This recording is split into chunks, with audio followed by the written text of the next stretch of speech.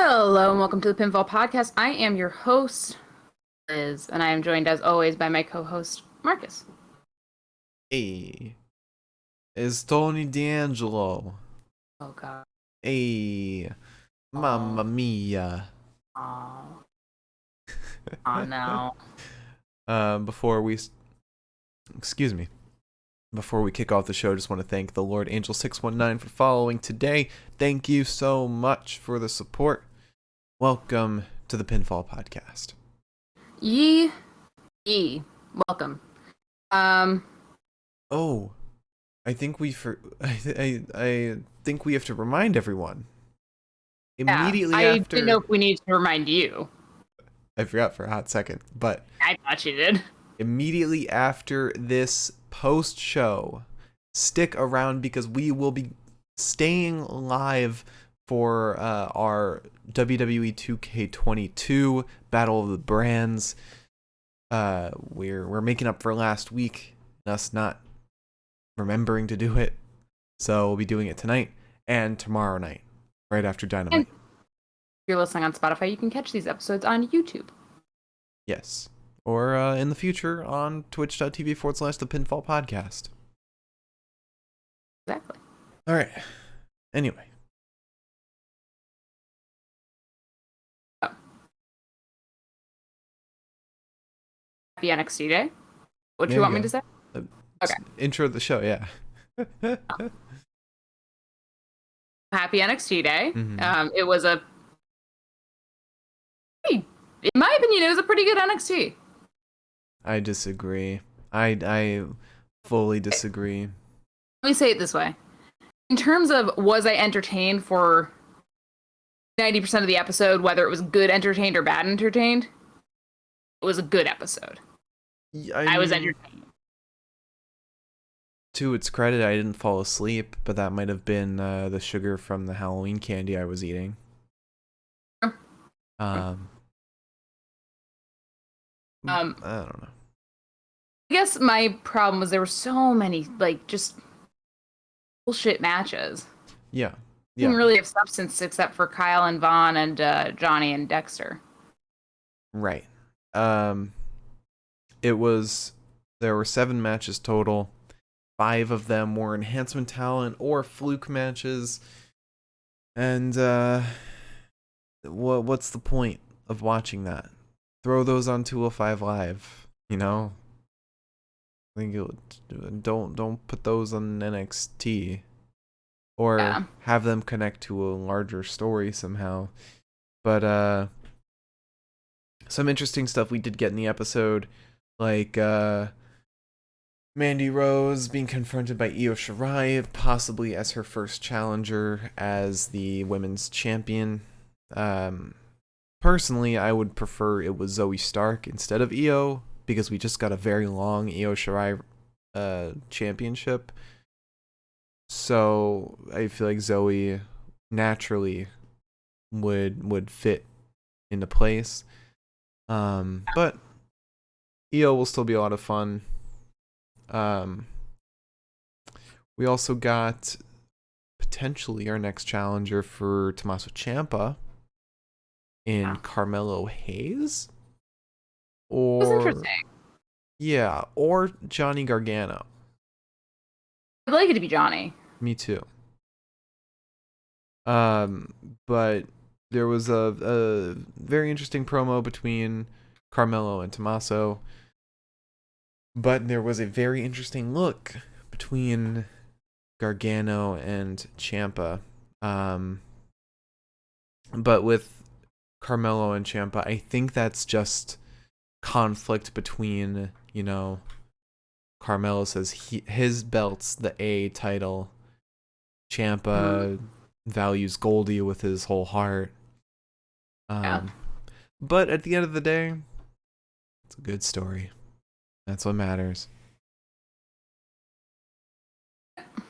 I don't know, I just thought that today's episode had a lot of weird shit. You know one weird thing that happened? Quinn sang fucking Sexy Boy.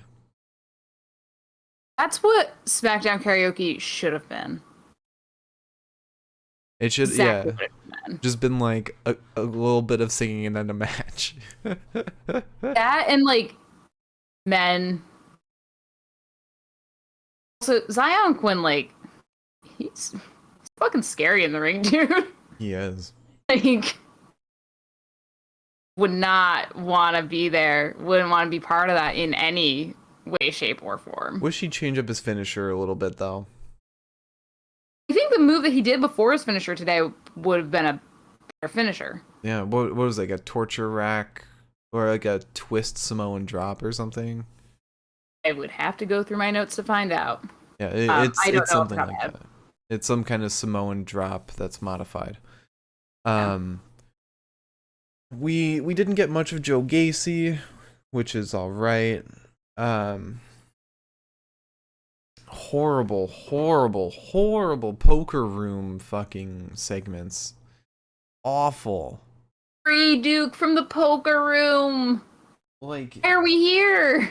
it's such a bad gimmick, and he doesn't even feel like he likes it at all. It very clearly looks like Duke Hudson hates the gimmick. Just, I love him so much, and I do love seeing him regularly, which at this point with NXT, how things are going, I'm kind of like, well, as long as I'm seeing my favorite people on a regular basis, that means they're still with the company. So, could be worse. Yeah. Sorry.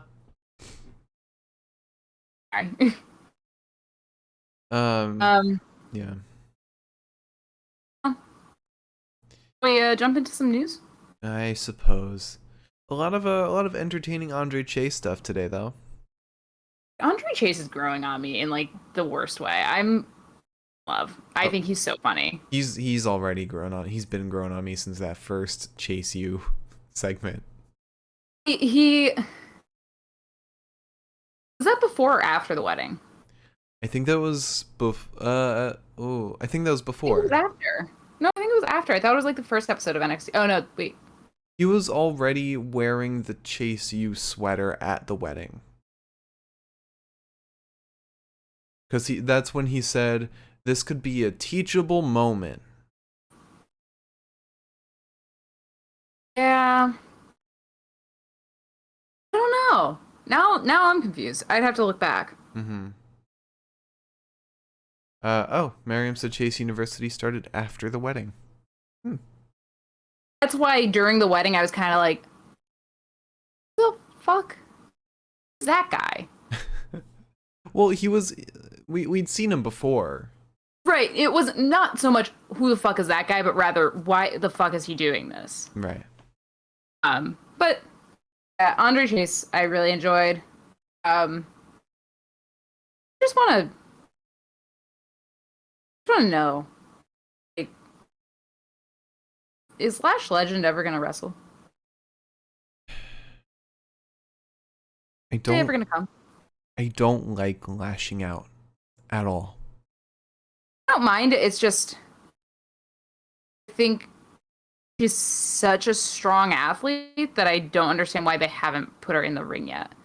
Mm-hmm. She's like, I have to imagine she's tall, right? Because she played basketball. Probably. She's a point guard. Even those people are tall, I think, in comparison to me. What do you want about? In my imagination, I think we've seen her standing before. She's kind of like a broader shouldered woman. She and Raquel could throw down instantly. Mm-hmm. I don't know if we're ever gonna get that. But the show itself is not conducive. It's like let's compare it to the KO show for a second. That's like peak talk show, peak wrestling talk show. Lashing out is not conducive of any explosive moments or any immediate impact in a storyline, because you can't, where they're recording it or shooting it, you can't break out into a match from there. You can't, I mean, you could have a brawl there, but it feels so manufactured. It feels so fake. It feels like it's crammed so tight into this vignette time slot. Also, she's really, a lot of times she's talking about the men's division. Right. Like, she's very much playing a similar role as, like, one of the interviewers. Like, she doesn't seem like she's there to wrestle at all. Yeah. Like, it has not been hinted at. So I'm kind of getting, like... Yeah. Maybe she'll wrestle Tony D'Angelo. Honestly, let her. Yeah. It'd be fucking fun. Well, in the same night, we'll have Tony versus Lash Legend, and then we'll have Kyle versus Elektra. We deserve. It's what we deserve as fans. Yeah. All right, so let's news. That's news. Let's news. Let's snooze. We're getting an hour of sleep back because of daylight savings time this weekend. I am so excited. Miriam also said, if anything, this is pushing for Lash Legend, Ickham and Jiro power couple. I keep complaining about like the love angles on all of like NXT lately. Except that one. I think though, the real power couple is Ickerman and Kushida. Ickerman ran in on Kushida peeing and didn't flinch when he turned around mid pee. Lash Legend versus Kushida. Come in on a pole match. Okay, so let's start with some of this news. Not a ton. There is a GCW tag team title match set for Ring of Honor's Honor for All, which is going to be their event November 14th. I believe. You said GCW? GCW tag team title match is set for Ring of Honor Honor for All. Right. So yes, I did say GCW. It's going to be defended when Dragon Lee and Kenny King battle OGK. There's also going to be Mark and Jay Briscoe defending their GCW tag team title against the Ring of Honor tag team championship. I don't know why I don't know if I said that, but my brain's auto rewriting all of my memory. So try that again. Ring of Honor tag team championship will be defended when champions Dragon Lee and Kenny King battle OGK, and then Mark and Jay Briscoe are defending their GCW tag team titles against AJ Gray and Effie. Oh, cool. Bandito and Demonic Flamita are going to have a no DQ match, and Jonathan Gresham, Taylor Rust, and Brody King are also set to have matches. Taylor Rust is fighting Tracy Williams. Brody King is fighting Jonathan Gresham. Wow. And then Quinn McKay and Vita Von Star are going up against Trish Adora and Holly Dead. Dead. Interesting. Yeah. Sounds like fun.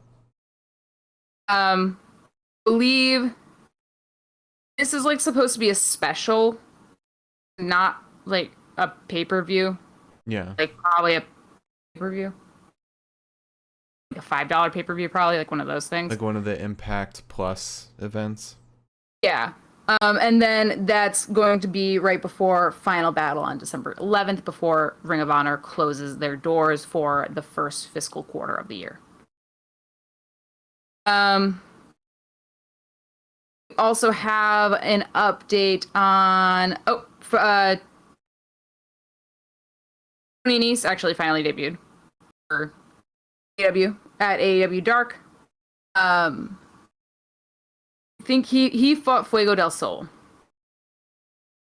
Then Jim Ross shared an update on his cancer diagnosis. It's very long. I'm not going to read the whole thing. At one point he says, "But here I'm trying to be John Wayne." I said, "Okay, you are, sweet man." He has to do 22 radiation treatments. He said that he's going to have to figure out how to do it on consecutive days. So that's like 3 weeks. He says that he also doesn't plan on missing any work. Mm-hmm. So, I don't know about that one, but Yeah, we'll see about that. um, yeah, it just seems like his outlook at this point is just that he's got to grin and bear it. Yeah. Oh, he's taking a very Southern old man approach, I believe. Yes. So thoughts and prayers. Hopefully everything goes well, and he, if he needs to take the time, he takes the time. Yeah. Yeah. Agreed. Also, The Miz was eliminated from Dancing with the Stars, unfortunately. So I guess he's coming back to WWE at some point. Mm-hmm. Yeah. Probably see him very soon on next Monday. Yeah, I want him to go up to Morrison and be like, "What the fuck is going on? What are you doing?" I know that they're anti each other right now, but like, They need a match. Yes, they do. Also, final piece of news: there is a planned date for the first NXT 2.0 takeover, which directly conflicts the news that I got that there wasn't going to be a takeover again this year. Interestingly enough, I'm not complaining. It is tentatively set for Sunday, December 5th. Mm-hmm. Which nobody knows what the special is going to be. Nobody knows anything about anything at this point. I mean, fingers are crossed that it's War Games. Yeah, time frame fits War Games. It's always their last takeover of the year. And I mean, they've got so much to play with when it comes to War Games teams. I mean, they practically set one up today with Legado and Xyon Quinn, which that sounds like a fucking explosive team. Maybe throw in the fucking Imperium with Diamond Mine or something, or Diamond Mine with fucking Odyssey Jones, Braun Breaker. You got so much. They have a ton of talent. They just have to use it. Yeah. So that's all we got for news today, unfortunately. All right. It is a Tuesday. I mean, I don't know what you expect. Yeah. The fact that I had 5 pieces of news was actually kind of impressive. All right, so let's get into the recap of today's episode. First up, we had a promo from Mandy Rose. She comes out to the ring. She said, "I told you all I was on another level." The crowd half started chanting, "You deserve it." The other half was chanting, "No, you don't." Mandy then said, "I told you week after week I was going to become champion. This title looks so good on me, better than anyone else that's ever won it. We had a hell of a Halloween Havoc." And we go to the locker room where Gigi and JC are attacking Zoe Stark. And a little detail, they attacked the leg that she injured in the ladder match. Oh. Yeah. Mandy says, "I taught them well. Toxic Attraction runs NXT. There ain't anyone that's gonna stop us. If there's anyone out there," Io Shirai comes out. She says, "I saw what you guys did. I don't like Zoe, but I like you even less. I wish you would stop saying I don't like Zoe. How many times does she have to reiterate the fact that she doesn't like Zoe?" Yeah, I don't know. I mean, it's pretty obvious, I feel like. Yeah. "I want the leader of Toxic Attraction. I want you right here, right now." Mandy says, "I think you're forgetting something. You're in my world now. I ain't scared of you." Mandy attacks Io. She says, "This ain't the old NXT. You will never look like me." What the fuck does that mean? Like, first of all, Io does not strike me as the type of person that's like, "Oh shit, never gonna look like Mandy Rose." Like, that's not. I really thought when she started talking, when she started saying this line, I kind of thought that she was going to say, "You're never going to be me," or "You're never going to hold this title again," something like that. Yeah. What Instead, she. The fuck does it matter if she looks like her? like, so in my opinion, no, I'm not gonna say. I don't. I think the This is all original, Toxic Attraction is about. Literally all they're about is being hot, doing some wrestling on the side, and that's what's annoying. but I think another side of it is like maybe Mandy was supposed to say you're never gonna be me, but then Io was just the NXT Women's Champion, so that wouldn't land. That wouldn't stick. Maybe.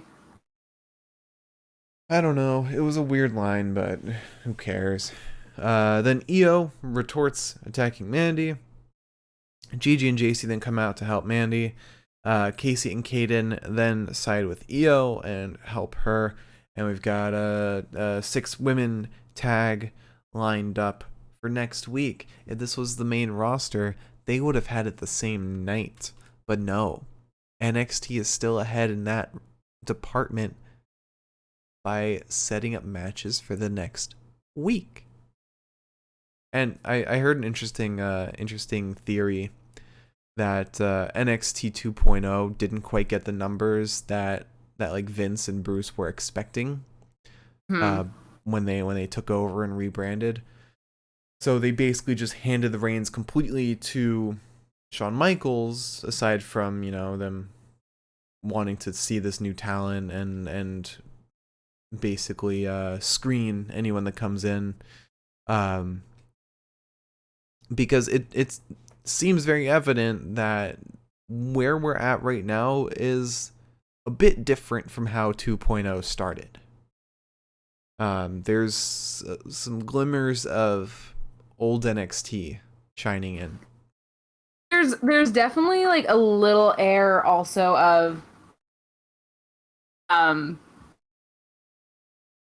like goofy old WWE. I'm really enjoying that. Like, Yeah. I think that like they're starting to find a good balance. Yeah. They're reminding everyone that wrestling should be fun, but at the same time they're not eliminating the sport. I wish the women's division was getting treated better, because right now I don't feel like they are. Yeah. Just push Saray. That's all you gotta do. Push Saray. Let the women. Oh. What? Okay, never mind. Like, is there any women's matches tonight? Yeah. Was. Yes. So then we go to Toxic Attraction backstage. They run into Dakota.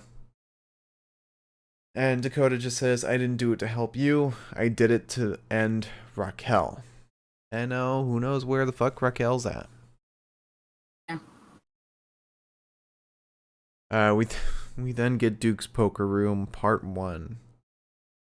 Cameron Grimes walks in and Duke tells him the buy-in's 500. Grimes is like, no problem. There's more where that came from. And Duke says, just give me the rest of your money, save you the embarrassment. Cameron says, I'm here to gamble. What is this, 21? Duke's like, this is Texas Hold'em. And Cameron's like, hit me. Hit me. And then we get Dakota Kai versus Corey Jade. Yeah, this wasn't match. It stressed me out. Yeah, it was kind of a match where it wasn't obvious where it was going. I think what redeemed this match was the ending of this match. Yeah. So Dakota's just kind of like pummeling Jade in the beginning. Sends her out of the ring. When she gets back in, she fucking gets super kicked, which is, I'm finding that's one of my favorite things that happens in like a wrestling match, when like the wrestler gets thrown out of the ring and they come back into the ring only to just get fucking clobbered, and you're like, should have just stayed out there. So she gets super kicked. Corey gets super kicked. She gets thrown into a chin lock. Corey ends up fighting back with a few clotheslines at Hurricane Rana. But Dakota gets some sort of a driver onto Cora, and then hits her with a scorpion kick and then a pump kick to knock her the fuck out. Then I don't know what happened. She beat up Cora a bit, put a table on her, but had regrets and just put her penny board on her. Also, who the fuck rides a penny board? Do people ride penny boards anymore? Is that still a thing? People ride penny boards. Yeah. Huh, okay. I haven't seen people ride penny boards since college. That was... Time doesn't exist. I don't really know how long ago that was. It was 3 years ago. At least. Yes. But Dakota was acting very funny. She was like whispering to herself during the match. She was like twitching. No idea what the fuck is happening, but hopefully it's not awful. It was interesting to say the least, and I'm kind of wondering if Dakota's kind of doing like a Damian Priest sort of deal where it's like she's got demons now. I don't know. Yeah, I mean, so far, so good for Damian as of last night. Yeah. Also, Beyond Wrestling tweeted an hour ago, NXT, if you don't book Samoa Joe on December 5th, then we will. Miss Samojo. I do too. I miss him and William Regal. Do you think like Regal like Fell in a hole? Yeah.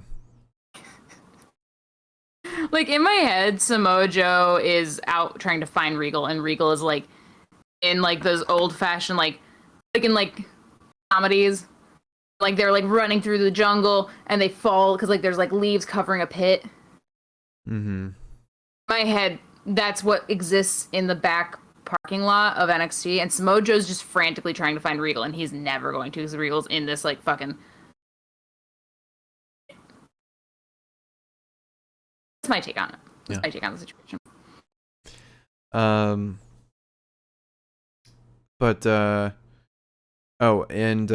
For tomorrow's Dynamite, real quick, FTR issued an open challenge for their AAA tag titles, so if you're interested in that, watch Dynamite tomorrow. And then tune in here for our 2K20 live stream. Yeah, we will talk about Dynamite on that live stream. It's not a podcast like Liz likes to refer to it as. It's definitely not a podcast. Don't call it a podcast, Mark. We'll yell at you. Okay, so then what happened? Oh, we got MSK. They're waiting at a bus stop, and Nash says, I feel like I'm lacking down there without the titles. And Wes was like, dude, I know you're not. I was like, excuse me, Wes? What the fuck are you saying? I think we might need to have a chit chat with Kimberly. Nash said, you gotta reach the lowest of the lows to get to the highest of the highs. And then they say they're meeting up with the guy that was behind naming them MSK. Nash started telling the story. The bus passed by, drowning out what Nash is saying. And then they run off to go meet this person. I'm very glad that MSK is sticking around in NXT. And then also, please don't forget the detail that Wes jumps on Nash's back. That's so sweet. Yeah. MSK. How can you hate MSK? Really? I don't know. Just have like a fucked up moral code. Yeah. So now we get to the weirdest part of the episode. We had Xyon Quinn in the ring with Robert Stone. And Stone said, you embarrassed me last week. You're jealous of Robert Stone. Everybody's jealous of Robert Stone. It's because I can do anything. First, I'm gonna out-sing you, and then I'm gonna stomp you. He starts singing Frankie Monet's Walkout. not very well. Crowd was booing, and he said, "These people loved that performance. Do you think you can do better?" Xyon says, "That was pretty interesting, but I came out here to kick your ass." And then Stone started calling him a coward and a chicken. And Xyon then sings Shawn Michaels music, Sexy Boy. That's how you know that Shawn Michaels is producing the episodes. Honestly. Shawn definitely was backstage and he was like, "This will be the funniest thing ever." And I said, "You know what, Shawn, you're right." He's just having fun. I can't wait for Triple H coming back. It's gonna be so great. If we're gonna like know that Triple H is back. I feel like we will. I really feel like it.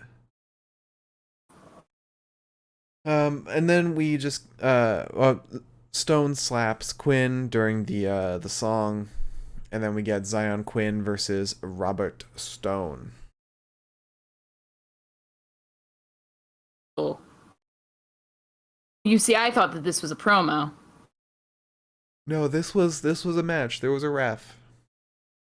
Huh. I didn't take a note on this one. Well, it was very quick. Xyon ended with a twisting Samoan drop, and then went into his finisher that looks like a jackhammer. Yeah. Definitely should swap the two. Samoan drop should be his finisher because it's so damn good. He's fucking scary in the ring, dude. He's something special. Yeah. So then we get a promo with Joe Gacy. This is the only glimpse of him that we get this episode. He says, "The world should be a happy place. We live in a world where the goal is to drag people down. Social media was designed to share ideas, but now it's full of negativity. I hear they call a man a monster because he's tall, has tattoos, he's bald. You alienate the man without giving him a chance. This stops now. We change the world together." I'm wondering if they're gonna do like a tag team thing or varied singles stuff. Hey, yeah, I don't know.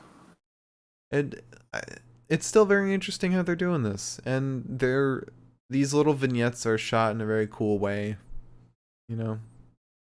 It because you could make the argument that it's like happening in his head. Yeah,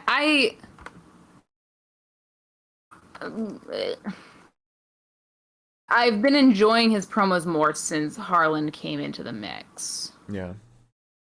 It definitely like is more compelling and less cringy. Yeah. Would be the word I.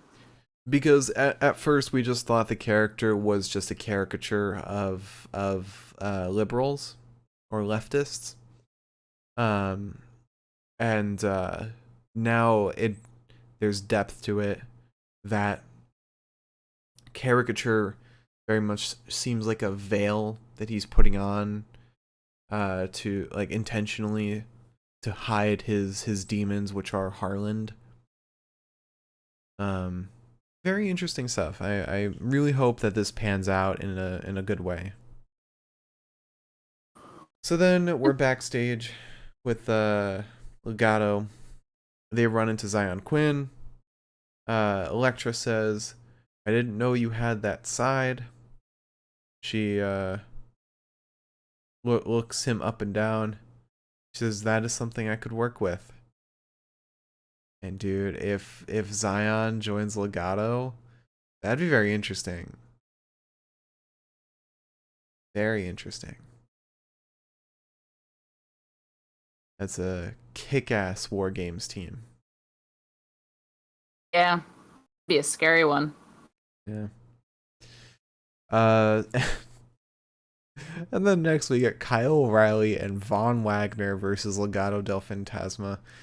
I don't know what it is. Every time I see or hear Von Wagner, like hear his name, hear him say anything, see his face, I just laugh. Like I can't stop. I don't know why.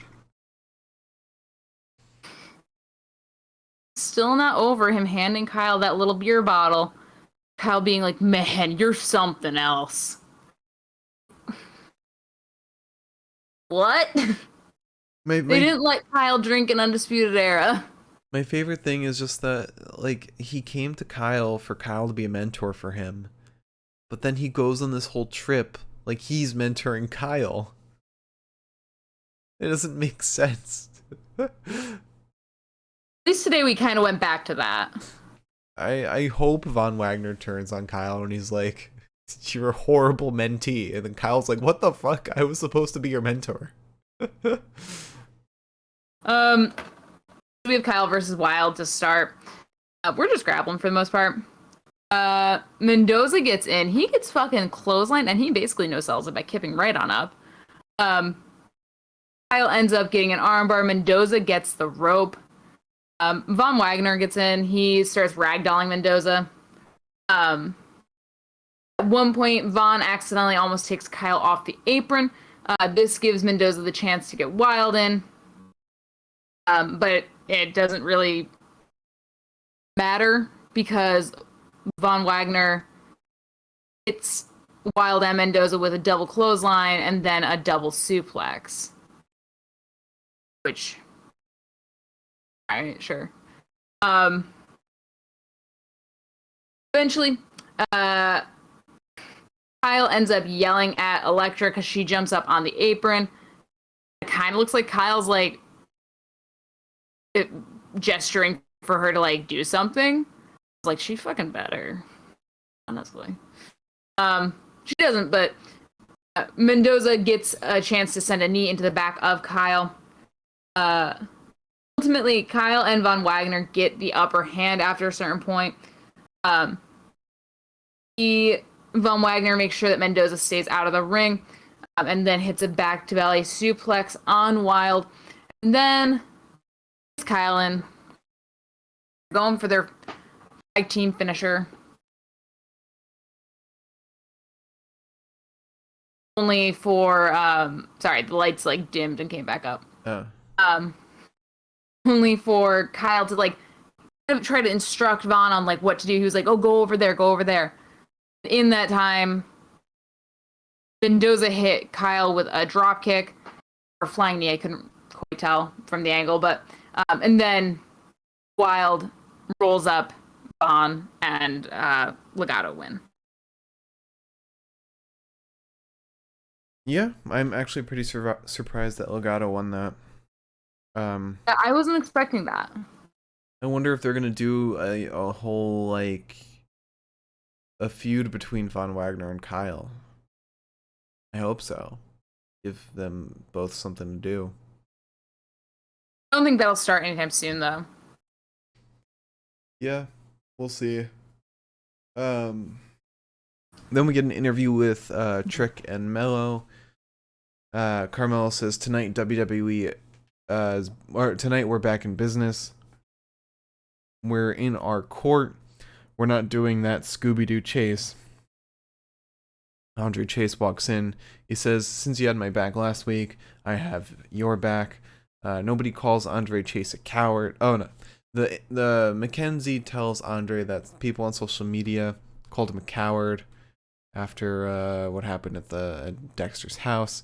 And he says nobody calls Andre Chase a coward. Somebody is getting an Andre Chase ass kicking. And then we go back to the poker room. Duke says that Cameron has the best beginner's luck he's ever seen. Cameron Grimes isn't even paying attention. He gets a flush, and he just keeps on winning. And then we go to Andre Chase in the ring. His first microphone doesn't work, so he throws it. Like, he hurled that thing. Fucking yeets the shit out of it. But it didn't go very far. And he gets another one. He says, "I'm not the kind of man that responds to baseless rumors. I got told there were people calling me a coward. Normally I would be furious, but then I understand what we have right now is a teachable moment. You're gonna learn that Andre Chase fears nothing. The only thing to fear around here is Andre Chase." If there is anyone in the back that wants a PhD in getting your ass kicked, come out and get your degree. Braun Breaker then comes out. And then we get immediately Braun Breaker versus Andre Chase. Yeah, there's a big release belly to belly to start this match off. Braun ends up clotheslining Andre to ringside. There's an elbow to Braun before what could only be called desperation chops. Braun ends up tackling Chase before another belly to belly. And then Chase gets deadlifted and slammed into the ground for Braun to win. And then after the match, Braun gets on the mic and he just calls out Ciampa again, just saying that he's going to come back for the title. He wants another shot. But I guess not immediately. And this was a weird-ass interview. There was an interview with Imperium. Oh, for fuck. Marcel says we are 2-time NXT Tag Champs. Fabian says no one can keep up with us. Toxic Attraction then comes in. Gigi says you two look the part. JC says we found out we have a 6-women tag match next week. You guys should watch. And Marcel said, I know the ring is sacred, but America has its benefits. What does that mean? I don't know. He like, the mat is sacred, except I'm gonna bone somebody on it. Is that what he means? I guess so. See, that's the only like way I can stitch those two things together. This was horrible. This was actually, I think this was the beginning of my Joker origin story. Mm-hmm. I think this was where I snapped a little bit. I think this was where I kind of was like, oh no, oh boy, it's fucking off the rails. All right. So then we get Lashing Out. She talks about Halloween Havoc and some of the costumes. Tony D'Angelo then comes in. He says, or Lash Legend says, you're in for a surprise. We have Mark, the producer, in the studio tonight. He walks in with a sling on his arm. Tony says, hey, Mark, say hello to your gorgeous hot wife, Lori. Tells him to wave to the camera. Says, this guy has a beautiful house with a tire swing. Georgie, Baker, your dad's on TV. Say hi to them. They're Count Baker. I don't know. And then he says, tell Lash everything's alright. And then Mark says, Lash, nothing happened. And Tony says, I love that guy. My goals in NXT are to make as much money as possible and beat some people in the meantime. And then he gives money to Lash Legend. Lash is kind of like, I don't know. And will Mark be a snitch? Who knows? The world may never know. Or the C or Mark with a K. I think it's with a K. Well, then he's probably gonna snitch. Yeah. Alright, so then we go back to the ring for Solo Sikoa's debut against Jeet Rama.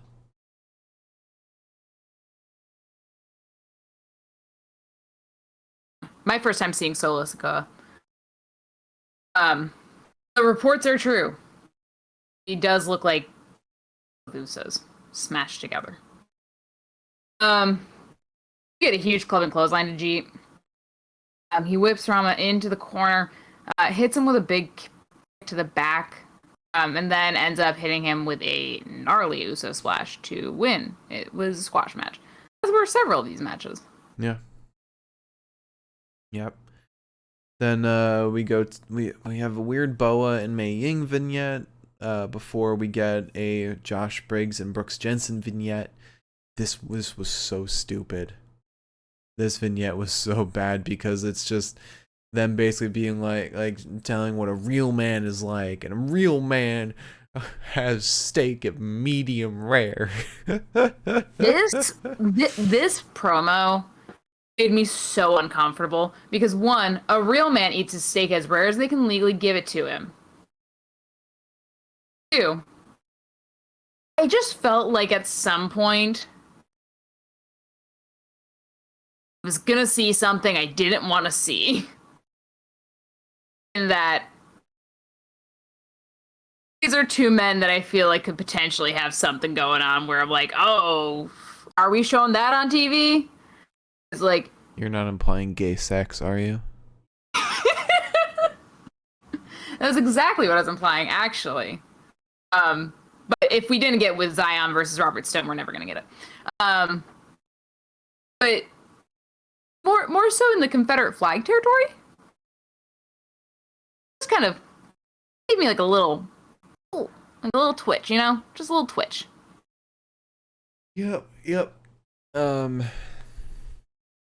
But it was very weird. It was basically them just endorsing or saying their whole thing is toxic masculinity. It's just weird. Then we go to the ring for Boa versus Grayson Waller. Yeah, so Boa, yeah, and LA Knight's on commentary for this. Yes. Not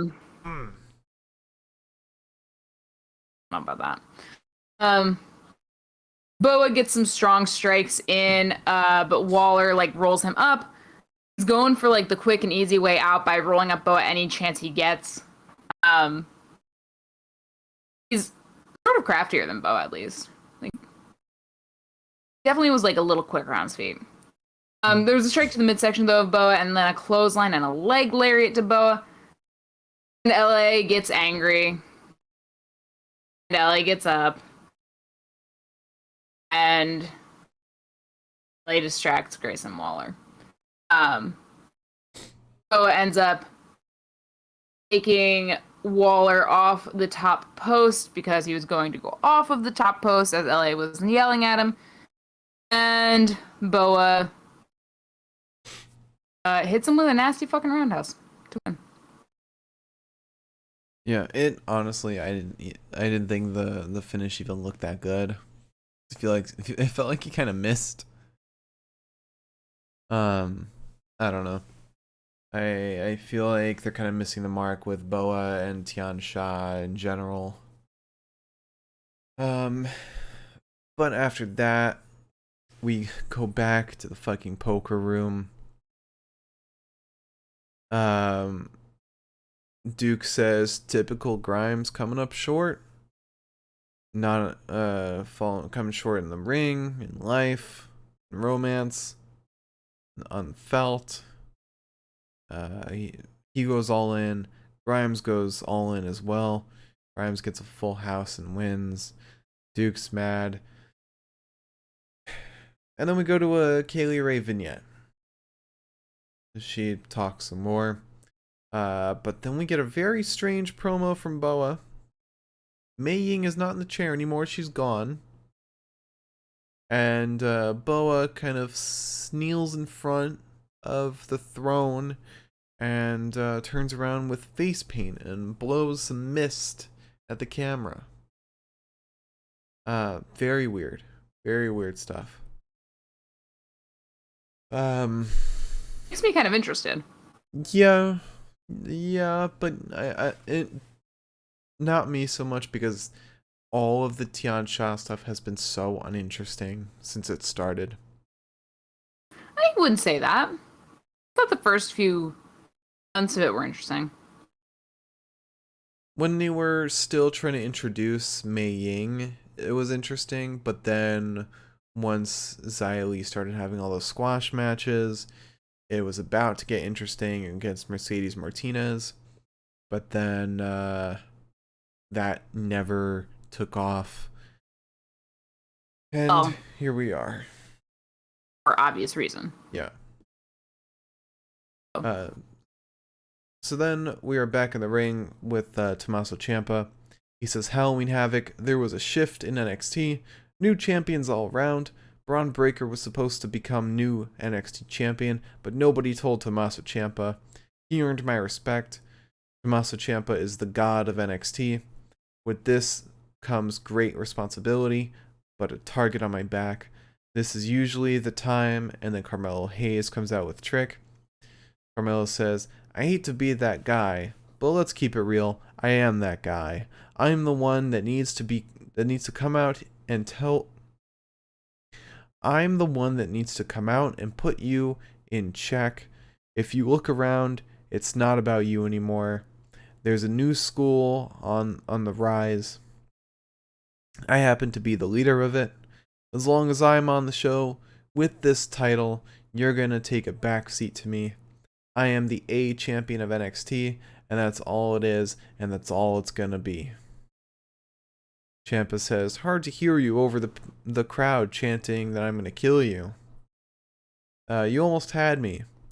Then you took off your glasses, and I looked in your eyes, and I saw that you don't believe a word that you say. You're feeling froggy? Well, jump. Trick says, we're the main event tonight. Everyone has come here to see Trick and Mello. And then Ciampa just hits Trick. Johnny Gargano then comes out as Ciampa's on his way out. And they have a little stare down. And I'm so excited for the eventual Johnny versus Ciampa. Yeah. To finally end the DIY feud. Yeah, that'll be interesting. Hope it actually happens. Yeah, me too. So then, finally, we have Johnny Gargano and Dexter Loomis versus Carmelo Hayes and Trick Williams, and this match fucking rocked. Yes, it did. Yes, it did. So Dexter starts the match off against Trick. Trick basically says he wants nothing to do with that. He gets Carmelo in. Carmelo lures Loomis over towards his corner, tags Trick back in. And then after some back and forth, Loomis just fucking pounces on Trick and hits him with the old ground and pound. Johnny ends up getting in at some point. Thereafter. He gets in several times in the tag match. Johnny gets in shortly thereafter. He hits a double axe handles to the arm of Trick. Then he gets Dexter in. Do the exact same thing. But Dexter jumps off the top post. Doesn't do shit. Turns to Trick and just slaps him. It's so good. When we end up getting Carmelo versus Johnny, it's pretty evenly paired. A lot of their time together in the ring is like a little faster, but Johnny's a little more intelligent in the ring. So I guess what they're trying to kind of do is show us that like Carmelo's the next one. Mm-hmm. He's the next guy. Yeah. Ends up being a big slap to the chest of Carmelo. But Dexter gets in. They hit a team arm drag, then a team drop kick to Trick and Carmelo, and then they slither together. It's so sweet. I was in love with this. It was perfect. Ultimately, we go to commercial break, and when we come back, Johnny needs to tag out, but Trick is kind of being an anchor. And Enziguri takes Trick down, but Carmelo attacks Dexter on the ringside apron.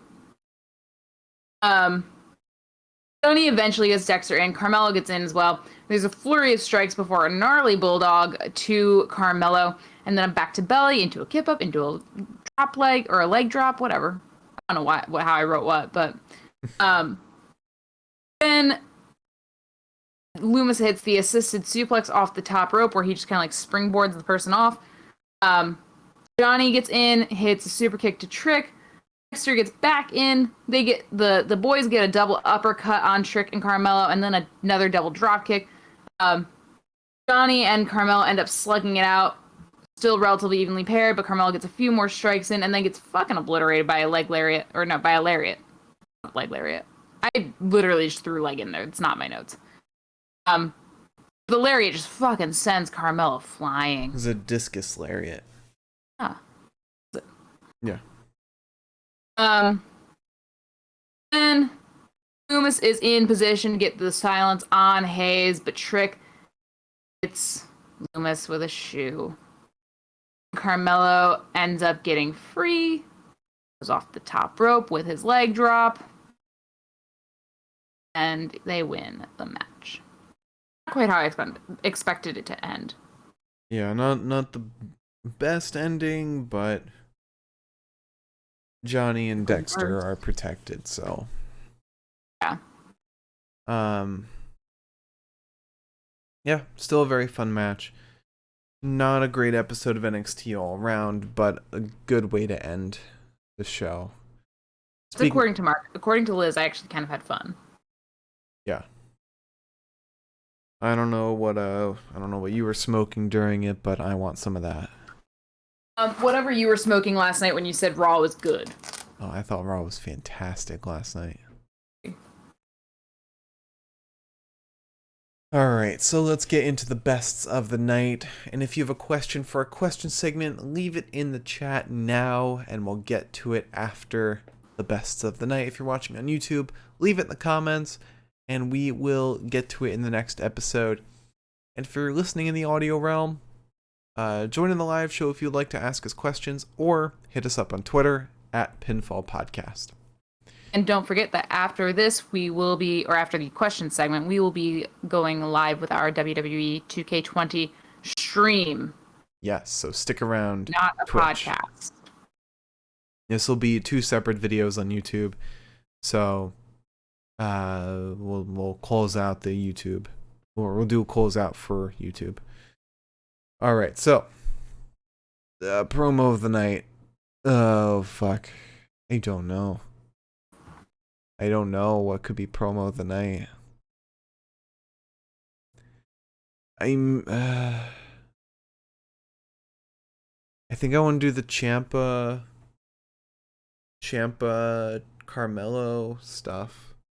That got me most excited. That was the best written, I think. I'm sorry.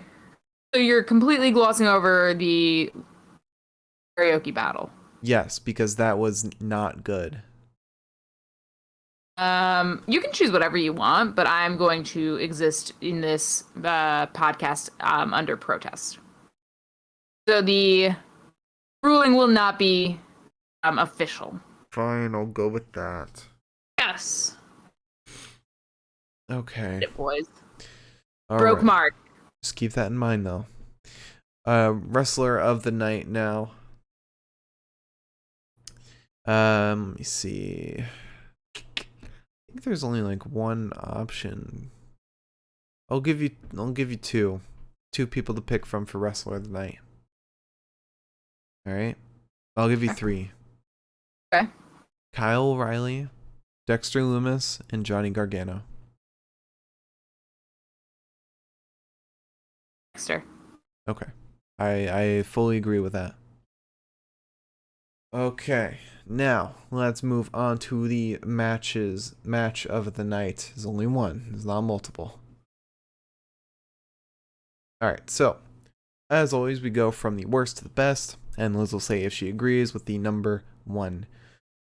Alright, so starting off with the worst, Boa versus Grayson Waller at the 3 out of 10. I thought this was bad. I didn't think the wrestling was very entertaining. The finish was pretty lame, and LA Knight's way of distracting was pretty dumb, just yelling at Grayson.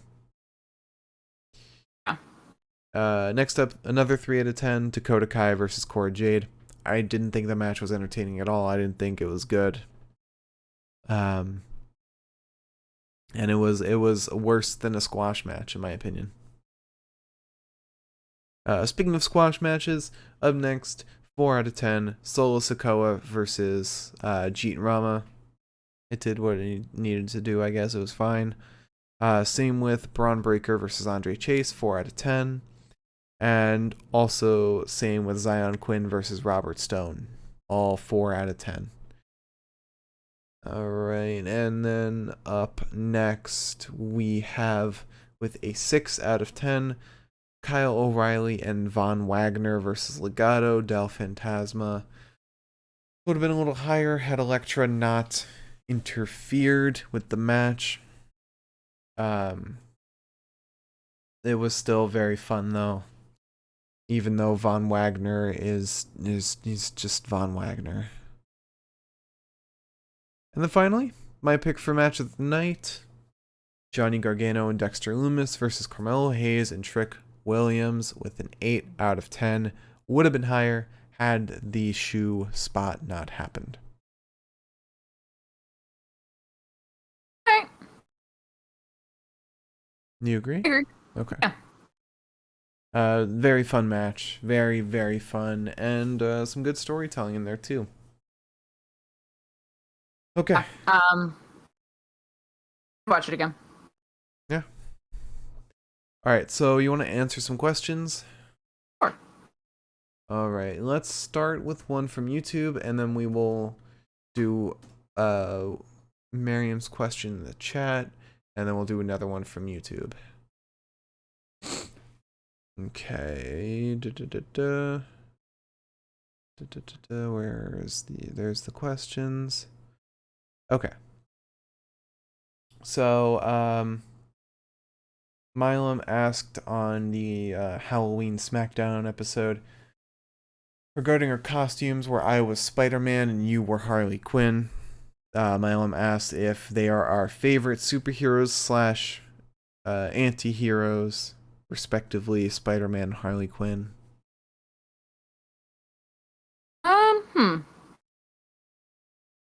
know. I'm not. I don't read comics quite as much as you do. But Harley Quinn has always been one of my favorite anti-heroes slash villains, I think. I've just always been very interested in her story. Spider-Man is not my favorite, actually. My favorites, I've Harley Quinn is one of my favorites, but I'd say Doctor Strange is like my one favorite. It's hard for me to pick. I'd probably say Doctor Strange.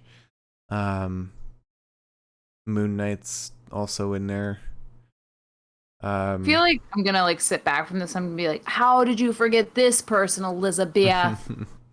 How did you forget Wong from the Doctor Strange movie? I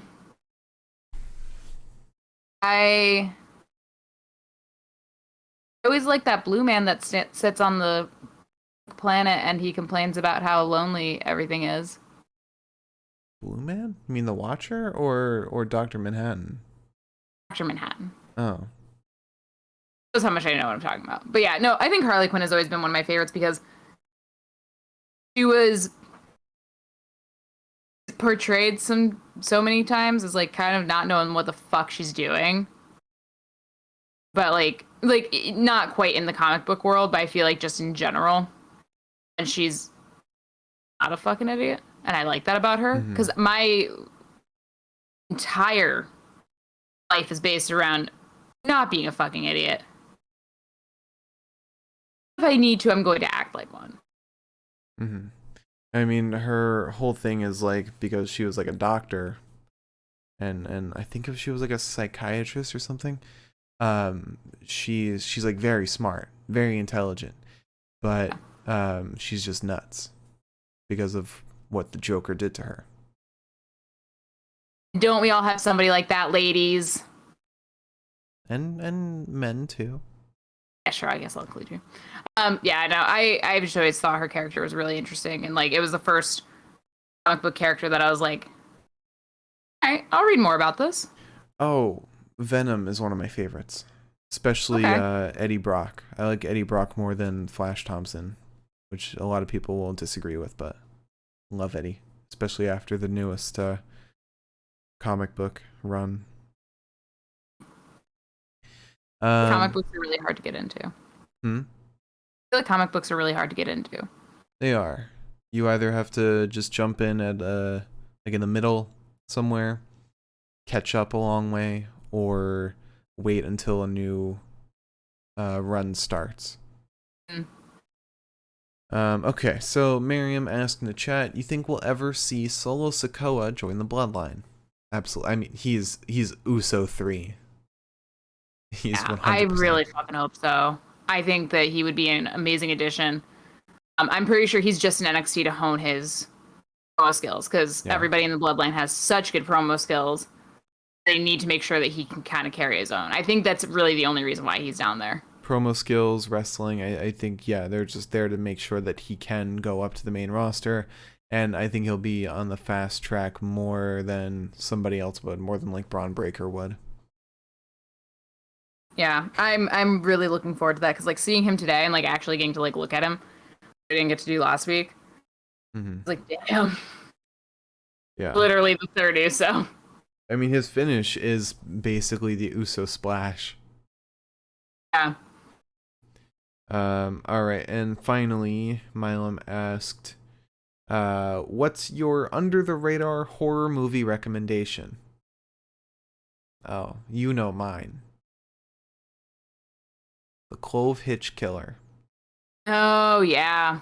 Amazing, amazing horror movie that I think is only on Amazon Prime. One of my favorites of all time. It is just an incredible serial killer movie. It's amazing. Amazing. Let me see if I have any others that I would recommend. Do you have any? I don't necessarily think that this is under the radar, but this is like, or is it quite? Oh, actually, this one won't count. I don't know. I don't really watch a ton of horror movies unless you put them in front of me. Mm-hmm. Well, I recommended Hush last time, which is a fantastic movie. I think it's a Stephen King adaptation, or they do reference Stephen King a lot in the movie. One movie that I watched and has kind of like haunted me to this day, is The Devil's Candy.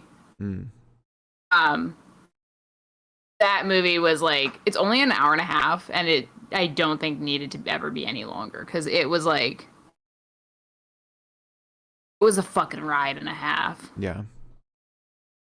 If you're a fan of Parasite, The Host by Bong Joon-ho is another great movie. It's very fun. I feel like I'm just not a big horror movie person. Mm-hmm. In that, I just talked to my mom about this actually, where she was trying to kind of get like some camaraderie from me, where I was like, she thought I didn't like horror movies, which I don't, but I do. Okay. I don't. The prospect of watching a horror movie, I'm like, no, oh my god, please no. But then when I come out on the other side, and like I can finally unplug my ears and like stop hiding behind a pillow, like, oh damn. Mm-hmm. It's fun. Where do you rank The Void? I don't. I actually never put that on my list because I wasn't doing my list when I saw that, or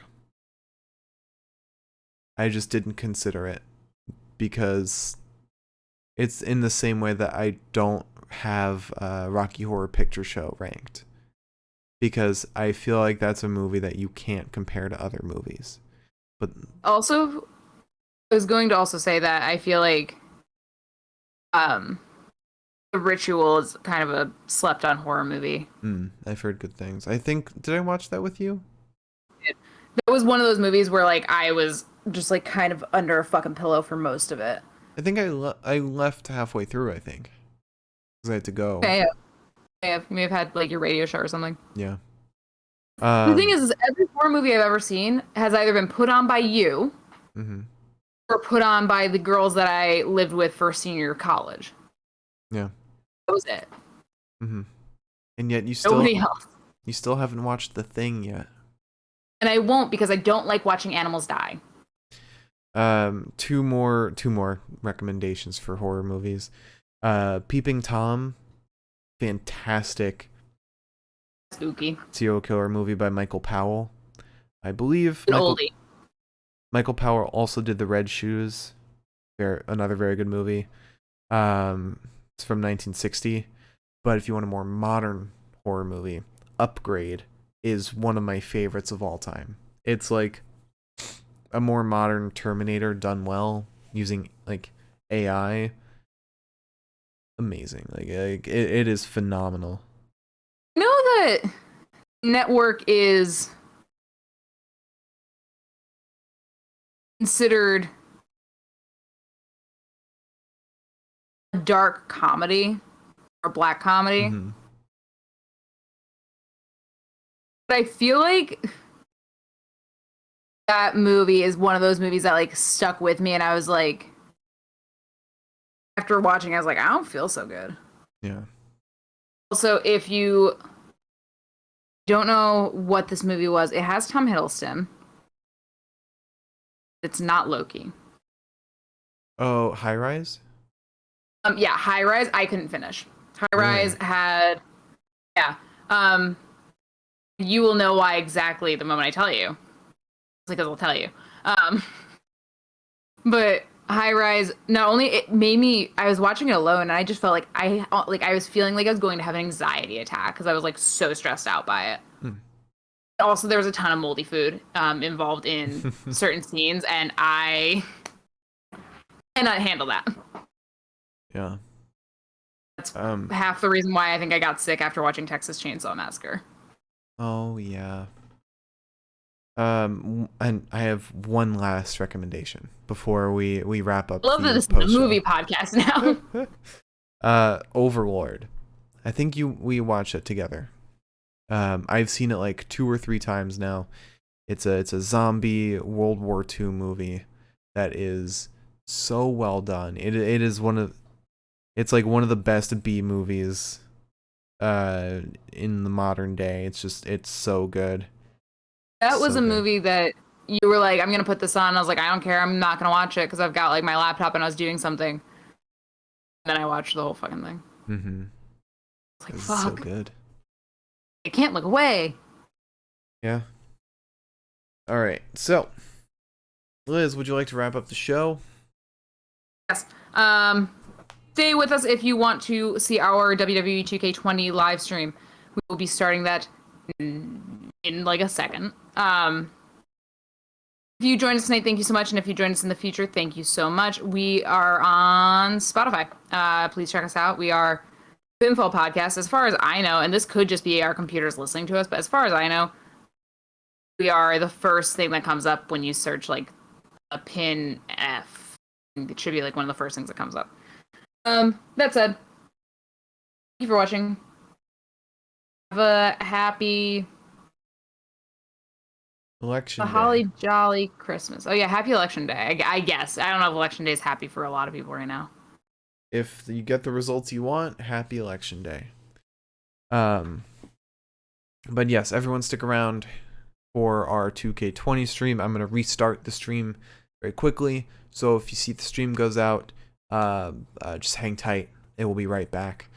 And if check us out on YouTube, the Pinfall Podcast. Join us at the live show, twitch.tv/Pinfall Podcast. And on Twitter, at Pinfall Podcast. I'm at the Mark Cameron. Liz is at Eliza Elaine23. And we'll see you on Friday we'll see you tomorrow for our second 2K20 stream this week. So stick around Twitch. We'll be having that stream right now. But if you're watching on YouTube, have a great rest of your week.